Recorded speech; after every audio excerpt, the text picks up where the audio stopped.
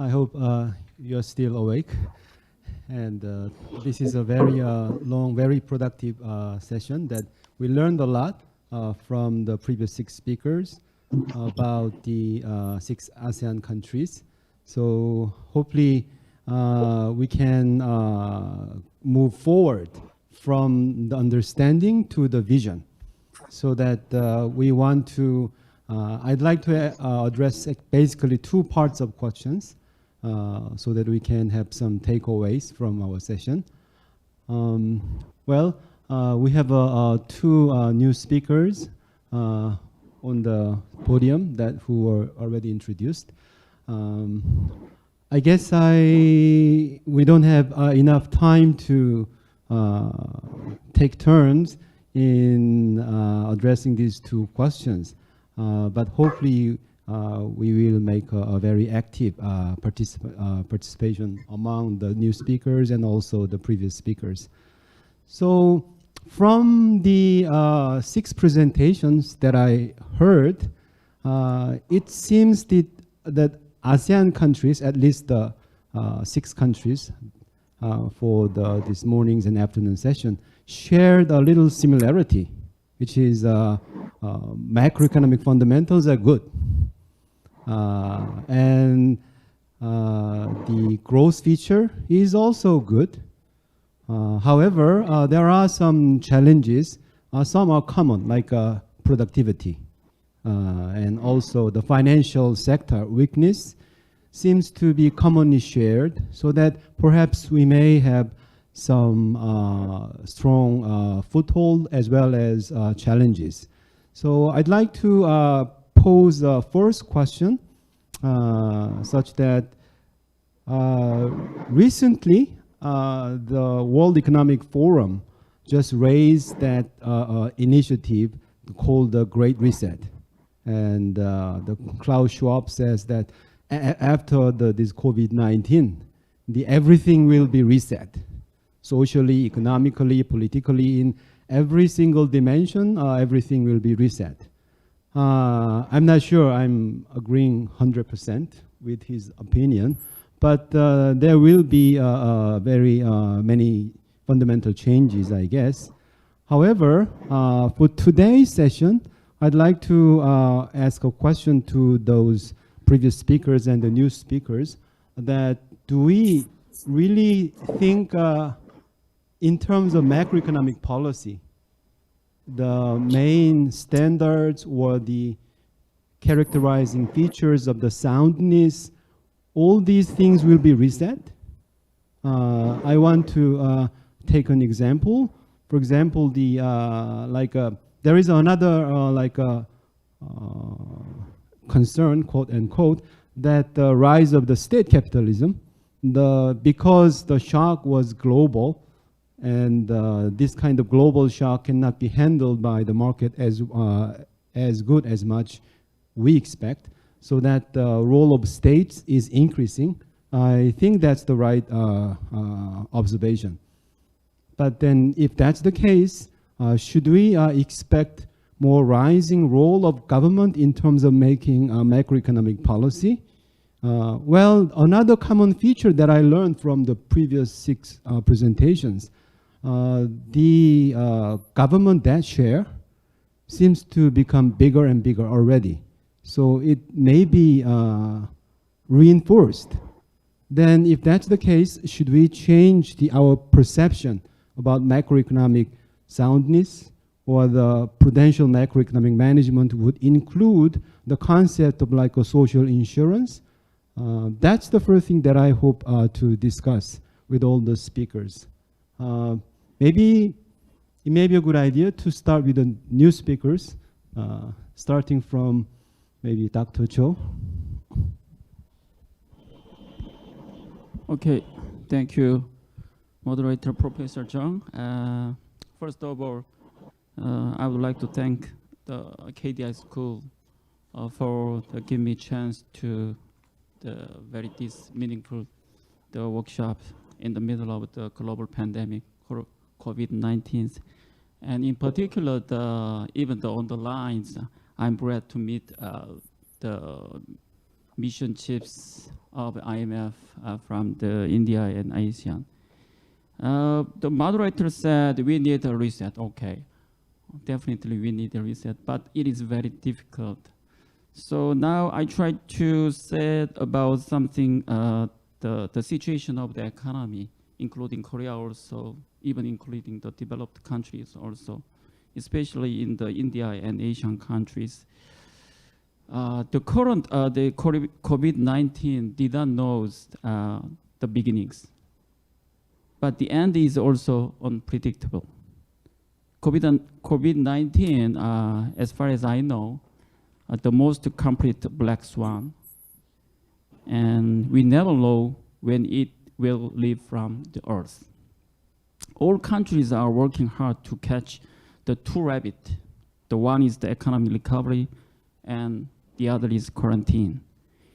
The economic policies in the most countries, here Lady said, whether the developed or developing are similar with only differences in degrees.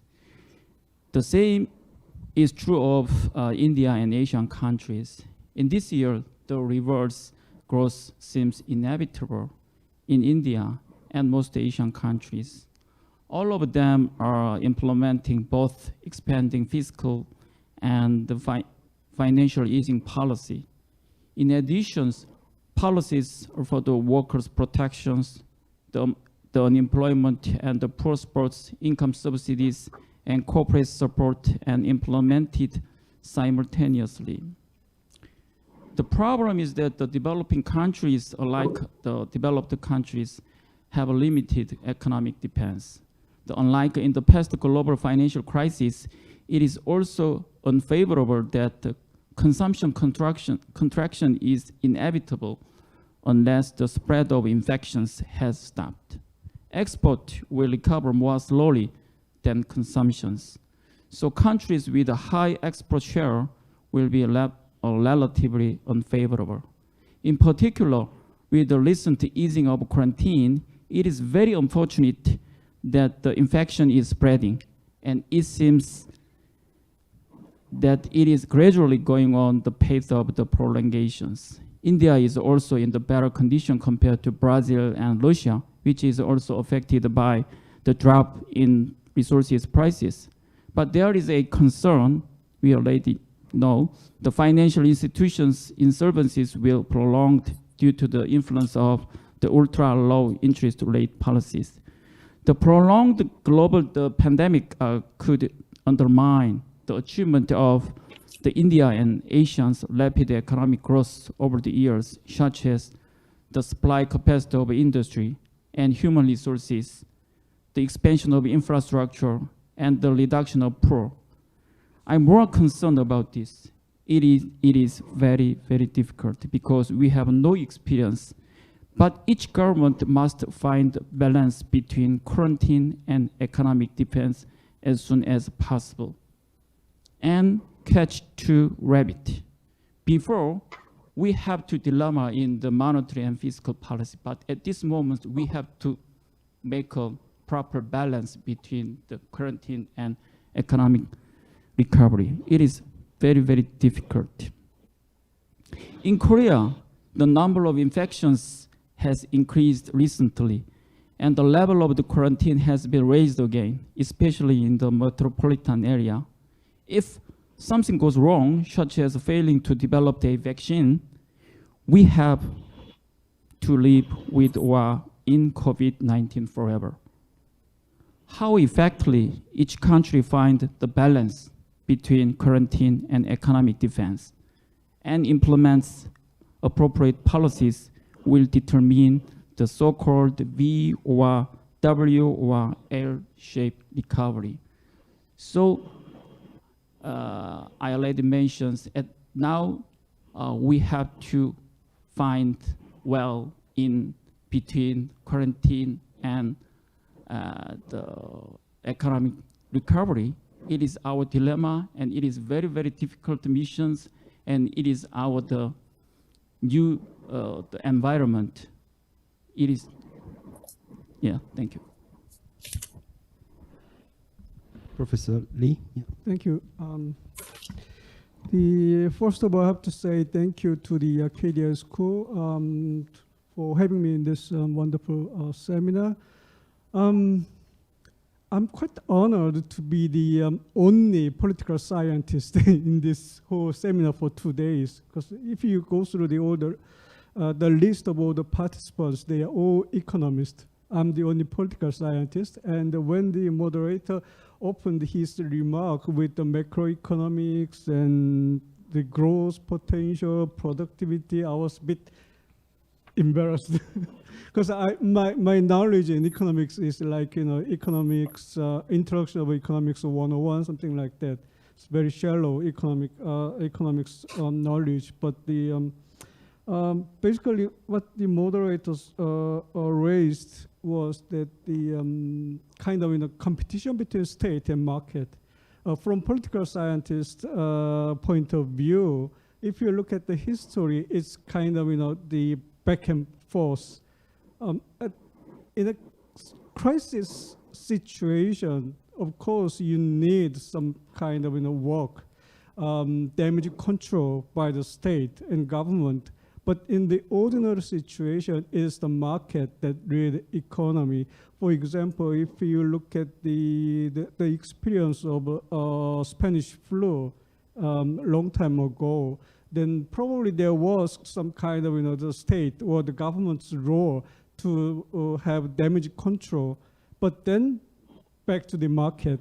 For the ordinary times, economy is about market. If you look at the current situation of the COVID crisis, we have a serious crisis, and the market is not working properly because people cannot go out, do shopping, and do economic activities. So there's definitely some kind of a crisis in the traditional sense of a market. Then it is the state, it is the government that intervene in that mechanism to do some damage control. So for now, kind of a year or two, maybe there's more emphasis on the government and state's role in managing economy. I mean, not all part of the economy, but some part of the economy. But if then if we overcome this crisis, then the market force will come back.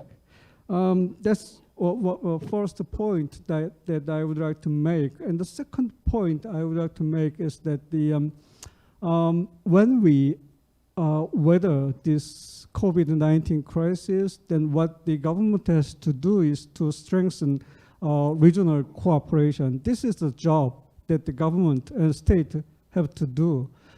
If you look at this region, Asia Pacific or Indo-Pacific or East Asia or whatever, do we have a proper the regional cooperation mechanism to fight against this kind of serious pandemic?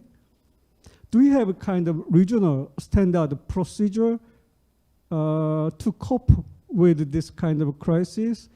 Standard protocol, like the transparency of information of the pandemics and how to protect vulnerable communities in our societies. The couple of speakers this morning and this afternoon mentioned about inequality, growing inequality in the societies, and also the protecting vulnerable communities.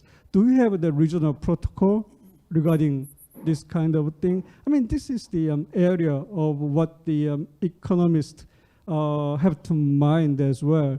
So that would be the role of the government or the state when we overcome this kind of crisis. And that is also one of the points that Korea, ASEAN, and India, under the banner of New Southern Policy, we have to cooperate.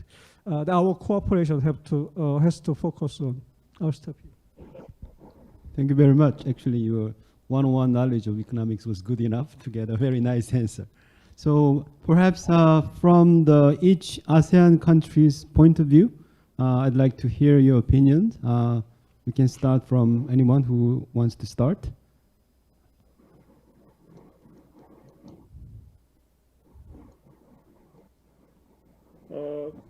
Perhaps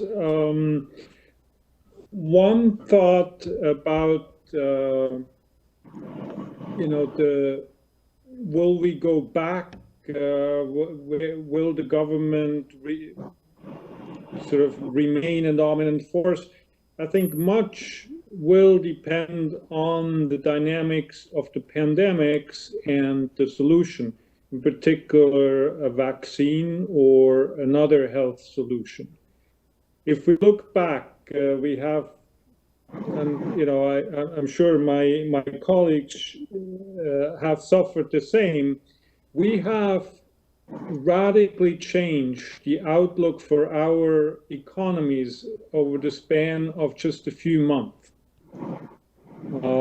We have revised the outlook for output, inflation, employment, and so forth, to an extent that I have not experienced in my lifetime as an economist.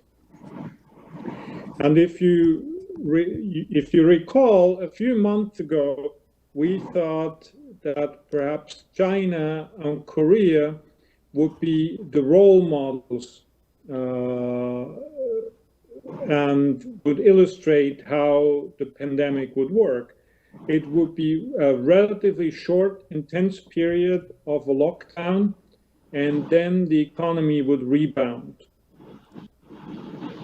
Now, clearly that has not played out, and other economies, other countries have found it much more difficult to control the pandemics along the lines of China and Korea. But still, at the moment, I think we expect the economy to rebound later this year. So I would think that perhaps the role or the exceptional measures and the depth of the state intervention will eventually change.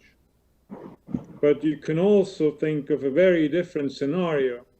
If the health situation continues, if some form of containment measures remain in place, even if they are much more targeted, if they are much more limited, then the exceptional measures may need to stay in place for longer. And then I think the return to previous notions of what good policies are and what the division of labor between state and market should be may have to change. Thank you. Thank you. So basically it depends on whether the COVID-19 would be successfully contained or not. Depending on that, the role of the state, changing role of the state would be permanent or temporary. So that's my understanding of the Dr. Helbling's answer. Okay, any other countries' experience suggest a little different direction or the reinforcing direction?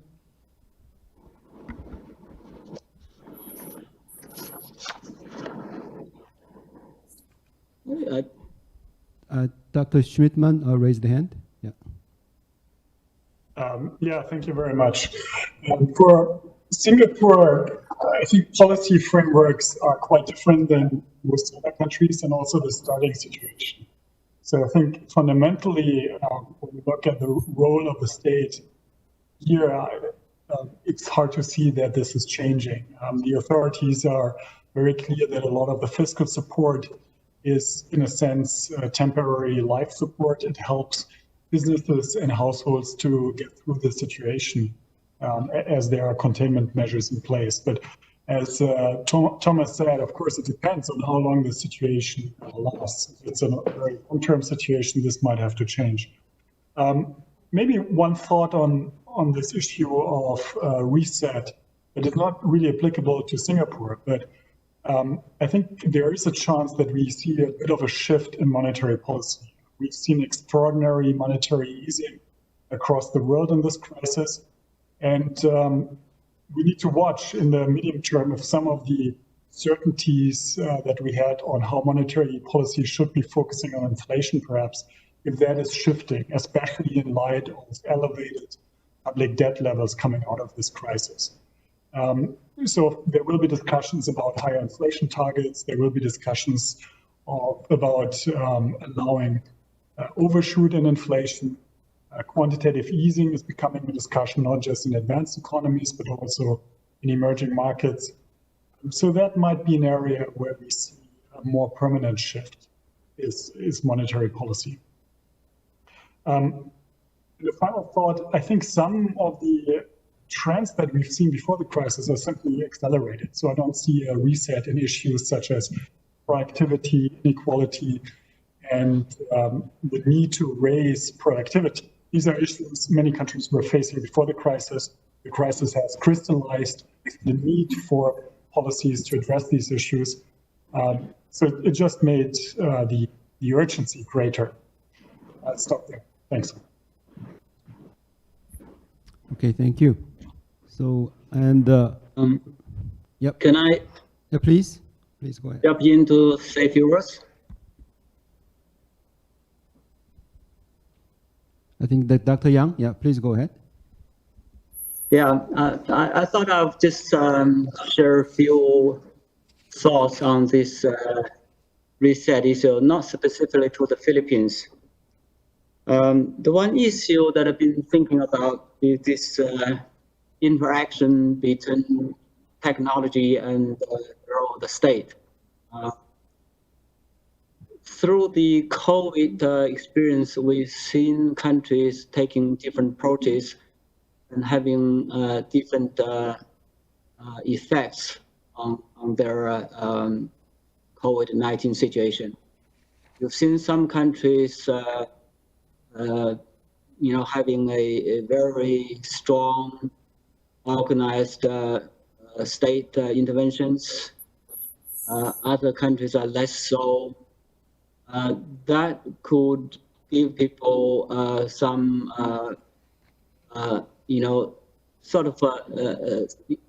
lead to how the state would act in a crisis like this, whether the state capitalism would be more effective than in democratic countries. So this debate, I think, probably going to intensify over time. But I'd like to also bring in this technology. Are we seeing a change of situation with the technology, that we're seeing less market competition because the technology firms can be very large, hence the role of the state is increasing in the economy? If that's the case, that's going to affect our thinking about development strategies, especially for latecomers in the game, developing countries, emerging market economies.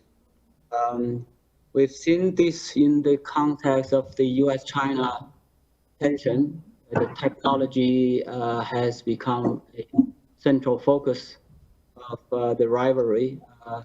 It's almost become that the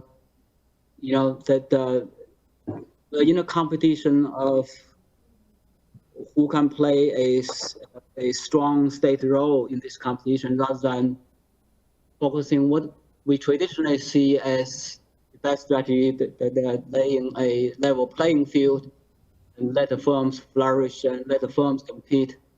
We're now seeing more state-to-state competition instead of business competition. Whether this is the way to go, it's difficult to say right now. That if this changed the way we think about development approaches, it would certainly have a fundamental impact on the way forward for many countries trying to catch up in development. So that's just a broad issues that I want to share that thought with you. Thank you. Actually, maybe as already three speakers from ASEAN countries pointed, I guess maybe really the answer depends on whether those shocks are permanent or temporary. But I was very surprised, maybe I shouldn't be surprised, by seeing the Indian unemployment rate rose from 5% to 25%, but going back to 5% within 2 months. Was it 2 weeks? I'm not sure, but it was very quick. And also the Indonesia's PMI, it's the shape of recovery is almost like a V shape.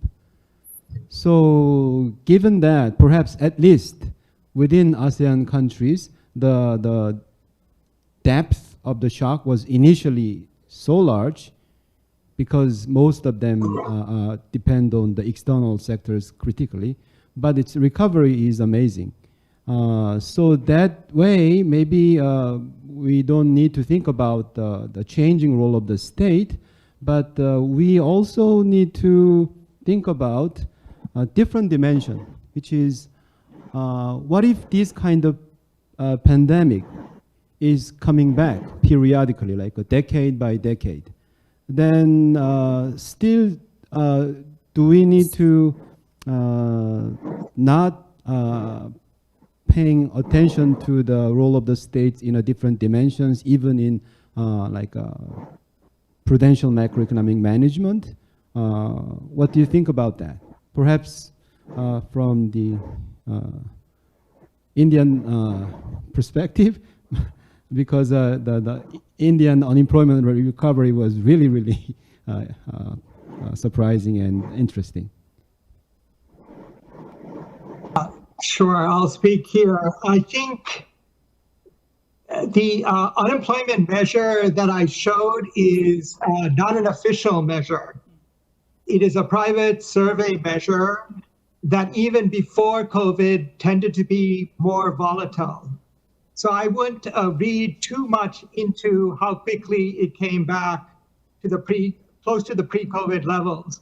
There are other indicators that suggest the economy has bounced back, but more to about 10 to 20, depending on what measure you're looking at, 10 to 20% below the pre-COVID levels. So I think that's a more realistic type of assessment.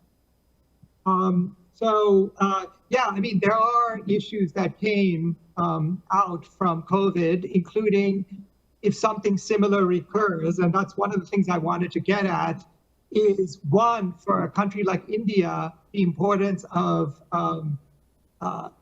building up the health infrastructure.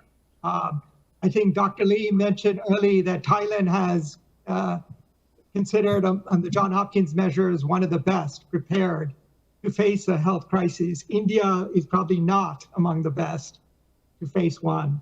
And also, you mentioned earlier the social insurance issues, partly because India, but a number of other ASEAN countries have this too, though not all, a large informal sector. The social insurance in India has been relatively weak. So, for example, India has a well-established rural employment support scheme, but nothing for urban India. And that's something I think India is thinking about going forward in case of future shocks. The last thing I'd like to comment is on the role of state versus market. India, in some sense, has heavily state capitalism. You think of the financial sector, at least the commercial banks are 70% government owned or government majority owned. So a large percentage of the financial sector is government owned. India has been trying to sell Air India for some time and unsuccessfully. And linked to that, India's fiscal general government debt will now, we estimate, and other analysts estimate, after this year jump to 85% of GDP. While that may be sustainable for advanced countries, it can be problematic for emerging markets, especially as it will draw a lot of resources away from the private sector to continue to fund that and finance that over the longer term. So I don't think countries like India or many emerging markets can do that unless they resort to some further forms of financial repression, which again would deter resources from the private sector. So as long as I tend to agree with Professor Leigh and my other colleagues, including Thomas, who tended to say, I think that after we're past this crisis, will revert more to normal in terms of state versus market. The question is how to unwind this extra debt that the government has taken. So I'll stop there. Thank you. Any? Oh, please. Yes. So I think it's a very, on my side, it's a very pertinent question. So the question is, the role of the state, whether there is the broader economy, whether there is going to be a reset or some element of continuation. I would say, echo the points that my colleagues have made. I think one of the challenges that we face in this particular, episode is the uncertainty about the duration of the shock. I think that uncertainty about the duration of the shock, and then you put on top of that the large-scale scarring on some sectors makes it particularly challenging to make a call. So I would expect that, I think the jury will still be out on this for some time, and I don't think it is something that would be, settled, at least not tonight or in the next couple of months. I suspect in the end, it will probably be a blend, of a little bit of a reset, but at the same time, continuation of some long-standing, policy areas. So I would elaborate it with a couple of examples. I mean, I think for countries that have managed pre-COVID to, put in place, very disciplined, macroeconomic policy framework, and through that they have built some policy space in the context of Thailand, as I mentioned in my presentation. They did create, the judicious fiscal management created a fiscal space. So that space, in times of shocks of this magnitude, could be used, and the exceptional nature of the response, is by and large, appropriate, especially in economies where there's a high level of informality. But I think one area where there might be some rethinking is, pre-COVID, how did we view the healthcare sector? Healthcare surveillance more broadly. I think COVID has exposed some of the vulnerabilities here. Even though this doesn't apply to Thailand, as I mentioned, it appeared to have been well positioned, at the beginning of the outbreak, that the index that I referred to showed that it's the 6th most prepared in the world. But, if you look at other countries, how well prepared were they? So there might be an element of reset there, to sort of, do some soul searching in terms of how you approach the whole healthcare, economics, in terms of broader macroeconomic management. The other area potentially that you could see some element of soul searching, I wouldn't call it a reset, but is, in the area of tourism, as I mentioned, given how decimated this sector has been, it raises the whole question about whether the business model that some countries have pursued pre-COVID, is that business model going to survive in a post-pandemic world? What type of vaccines are we going to get? What is the duration of the immunity any vaccine would provide? So there are so many questions, and in the end, it's not just a public health crisis or a financial crisis, but the public health dimension probably raises an element of trust crisis. Would people feel comfortable to travel to some destinations where the healthcare sector is not particularly robust? Would countries that have depended on mass tourism, would they do some soul searching? And would they start considering moving to high end? And if that is the case, you might see some countries, there'll be a race to the top in terms of countries gravitating and positioning themselves in that broader product space, in terms of, and they have the infrastructure to be able to, compete in that race to the top in terms of that value addition. So I think that it's going to be a blend of some reset and some long-standing. And I would conclude in the context of Thailand to make the case that, even though the external current account surplus has narrowed because of, the collapse in exports and collapse in tourism, but it's still, relatively high. And in that case, it brings the broader question that, or the central thesis of my presentation, why is saving so high in an economy like this, and why is domestic demand so weak, or domestic investment? So those long-standing issues, I think, will continue to be something that policy authority, makers would have to grapple with, and just finally, going back to tourism, it also raises, even if you are to re-examine the new normal, what would be the role of the state there? Would it be a cooperative strategy? Would involve the government, the industry, the private sector, and ultimately even civil society, depending on the type of, business model you want to propose. So I would just leave it there and say, I think the jury would still be out on this, given the uncertainty. Would it probably be a blend of, continuation of long-standing policy issues and an element of reset in some cases? Thank you. That was a really important point. So the for each country, the long-standing growth and development issues, or the macroeconomic issues, is still there. So let's not forget those issues really have bearing heavy weights. So that was a very nice point. To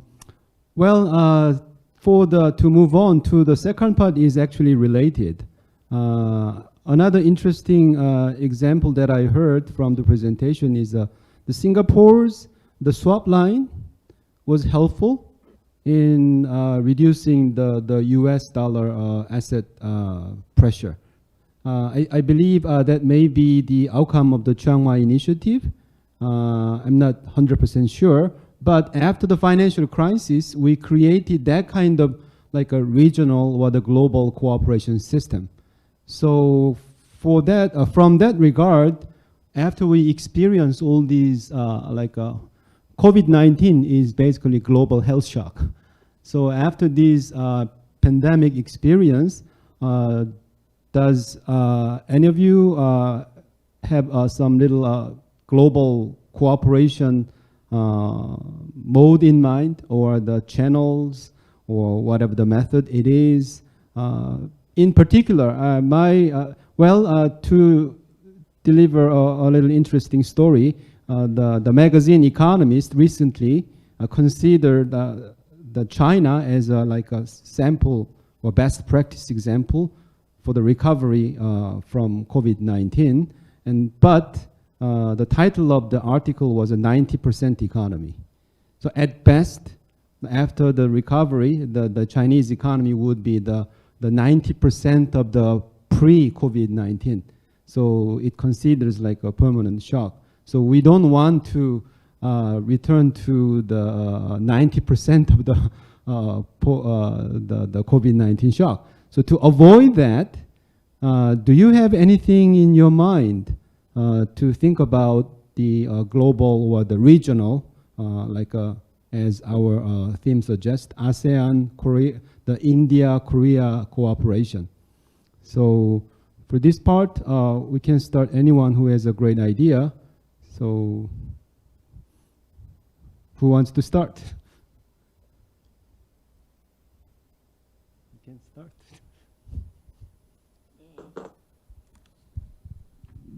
Okay, now I have more the detailed idea, but in the context of the initiative reset, first I already mentioned we have to bind the reset we need. I already mentioned we maybe the stay and live in the Corona-19, and also we have to need to reset in the policy, economic policy, including we have to need the healthcare sectors. The quarantine issue is one of the important elements for considering making the economic policy also. And he emphasized, but now I think as well as the importance of the reset, I need the way to back the basic is more important, I think. Now I want to say the global corporations we need. So at this moment, we know very well you can see even the countries can control the infections, but like Korea, the infection is increasing from the overseas. And after the outbreak of the COVID-19, after just only around 1,000 very, very remote and very, very isolated island like Galapagos and East, there has been infections. So we nearly totally connected. And that means we nearly wanted the global corporations. But at this moment, we cannot deal and we cannot talk about global corporations. I think in this context, the confrontations and the conflict between the G2 is much more the responsibilities. But like here Lady mentioned, like the Chiang Mai initiative also. And also I think in this morning, I think the chairman of New Northern Policies announced a new vision of the New Southern Policies will be upgraded at the end of these years. I think this new, the way and the idea will be include the new Southern Policies. Okay, thank you. Okay, any idea? Yeah, please. The question is basically about the global cooperation. If we can get any sort of new initiative for the global cooperation to fight against the pandemic and revive our economy. I'm not that big to discuss global cooperation, but I'd like to put my scope as in this region, Asia Pacific or Indo-Pacific. And before that, the Professor Jeong raised quite interesting question as a second part of the first question. If we have continued crisis, the pandemics on, and what will be the future state market relations? When I listened to the question, I got this idea that why don't we compare our economic and state system with the human body? So now the current situation when we are hit by the COVID-19 crisis, it is like a human being become a patient. We need serious care by medical doctors. And the medical doctor is like a government or state. They inject by antibiotics or whatever. That is the role of the state at the moment. Then if these patients recovers, then he or she is released from the hospital. Then again, it means the market force is working for the economy, not the state. And if this patient or human being is continuously sick, continuously get inflicted and plagued by disease, then he or she may die.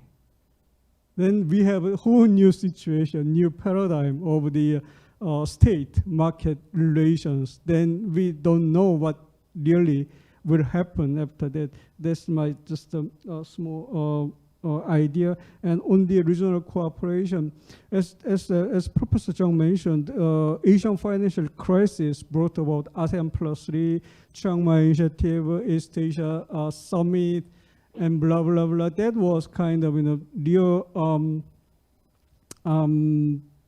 force behind that build the regional cooperation that we are seeing. But as soon as the memories of Asian financial crisis dies, then the regional countries forgot the memories of Asian financial crisis, and then the interest in regional cooperation was decreased substantially. That is one of the reasons behind today's stagnant East Asia regional cooperation.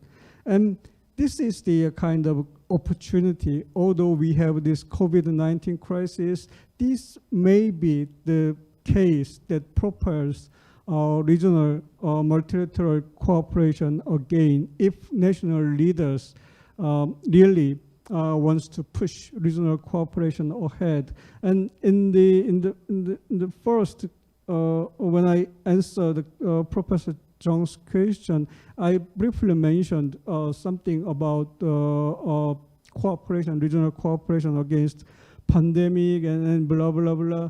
And of course, we have to put our hands together to revive our economy. At the same time, as I mentioned, we have to mind those vulnerable communities in our own society, low-income earners, temporary workers, migrant workers. There are plenty of them.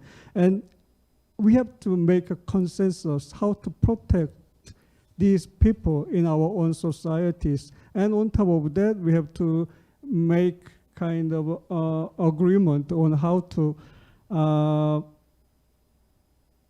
jointly cope with this kind of pandemic. If we have another one, like standard procedures of quarantine and the information sharing and so on. That is one of the way to promote regional cooperation after COVID-19.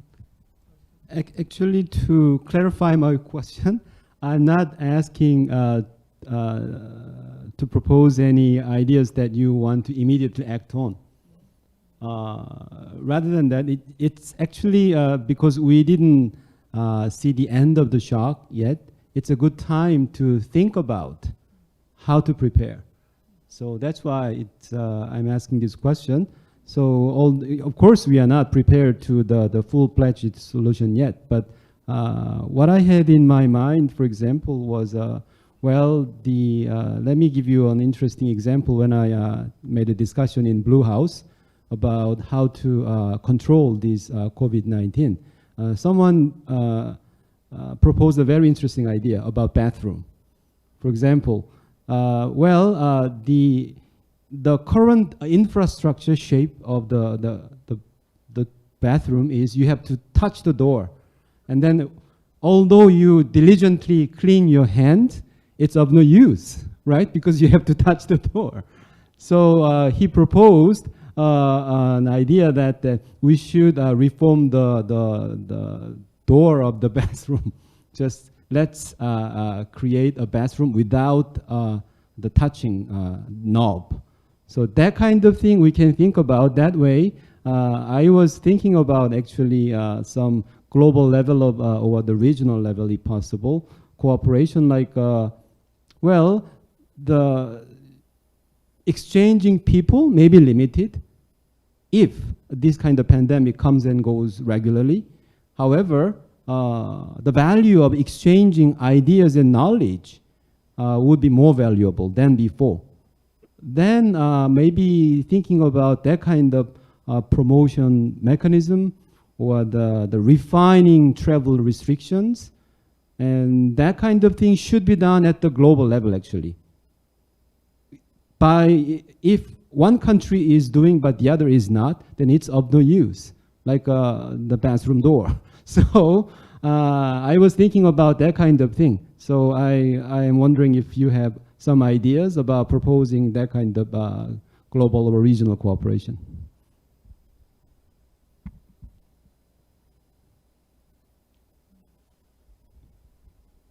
Yeah, Dr. Yang? Maybe unmute.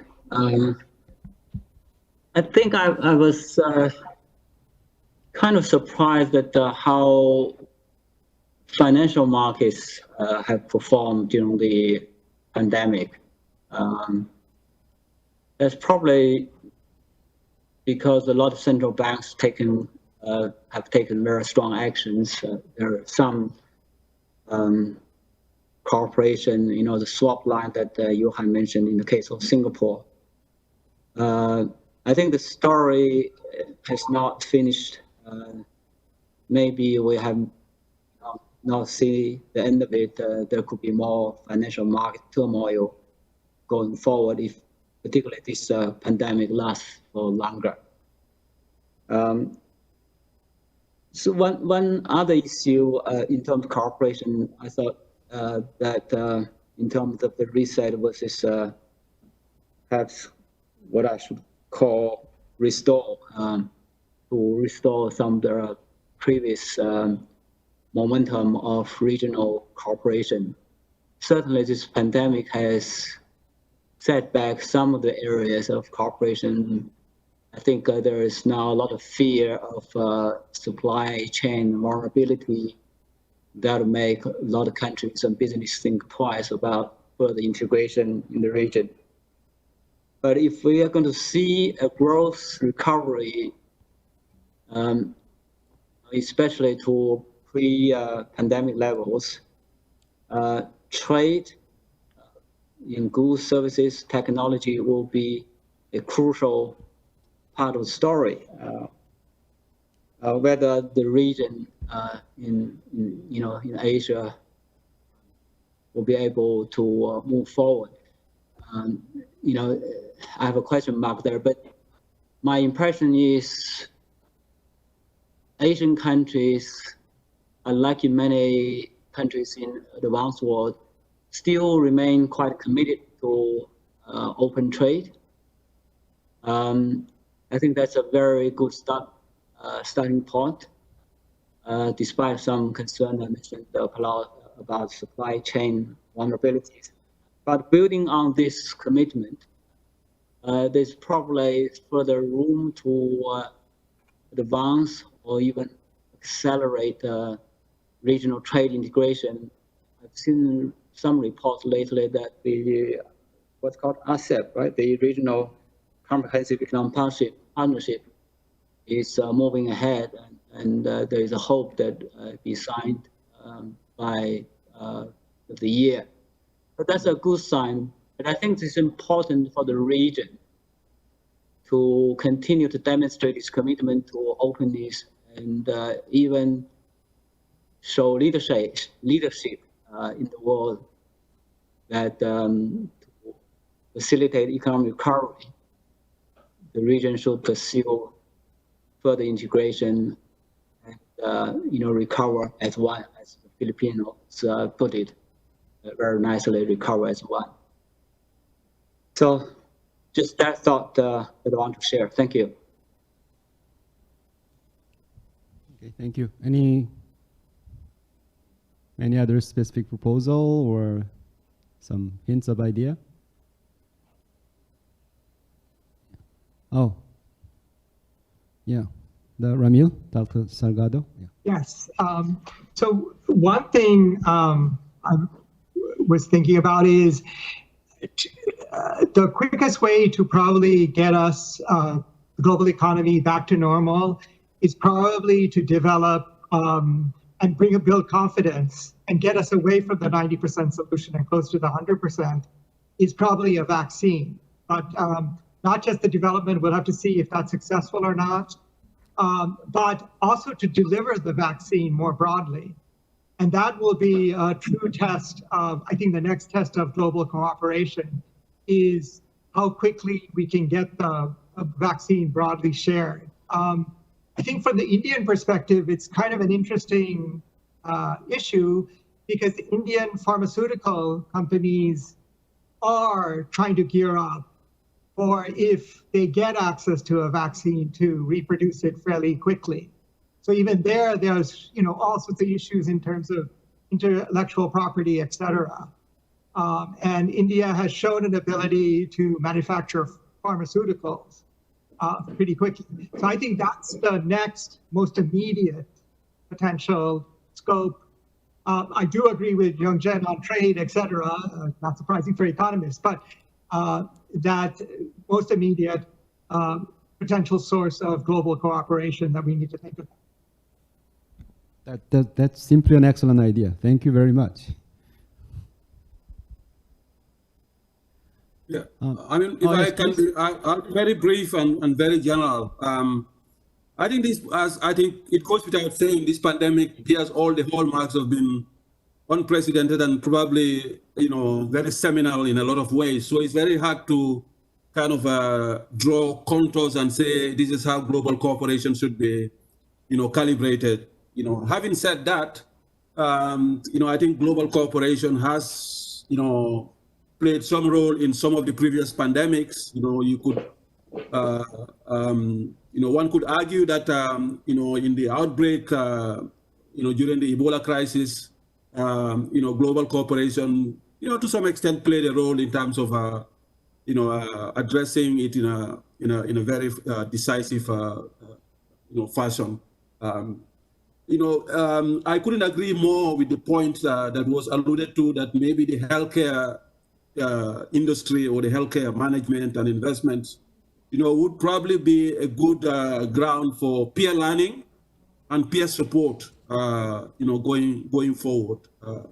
Those who have had pre-existing vulnerabilities in this area could potentially peer learn and get some peer support from countries that have been able to position themselves, much more strongly in terms of, pre-COVID setting. And then last point is, in the area of technology, leveraging technology.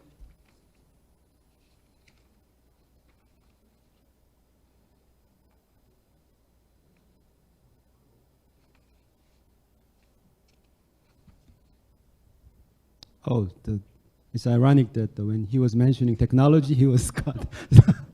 I think, sir. Okay. Victor, freeze. Yes, I think I lost connection temporarily. So I think You have a technology problem. Yes.